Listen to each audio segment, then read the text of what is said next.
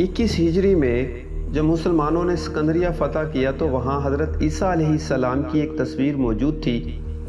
اسلامی فوج کے کسی سپاہی نے اس تصویر میں تیر مار کر اس تصویر کی آنکھ پھوڑ ڈالی۔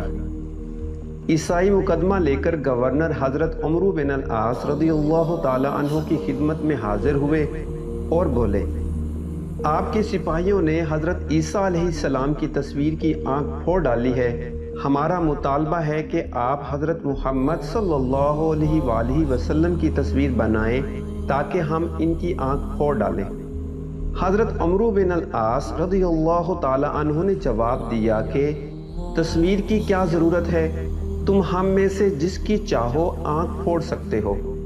آپ رضی اللہ تعالی عنہ نے اسی وقت اپنا خنجر اس عیسائی کو دیا اور اپنی آنکھیں اس کے سامنے کر دیں اور فرمایا، لو پھوڑ ڈالو۔ یہ بات سن کر عیسائی کے ہاتھ کانپ گئے اور خنجر نیچے گر گیا۔ اس نے اپنا مقدمہ واپس لیا اور کہا کہ جو قوم اس درجہ دلیر، فیاض، انصاف پسند اور فراغ دل ہو، اس سے انتقام لینا بے رحمی اور بے قدری ہے۔